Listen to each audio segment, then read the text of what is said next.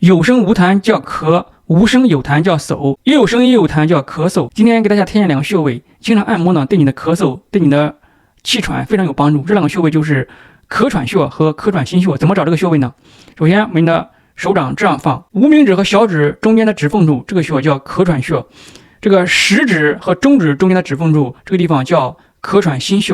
这两个穴位呢，就是外经气穴，对咳喘非常有帮助。无论你是什么样的咳嗽和喘，按摩呢都非常有益处。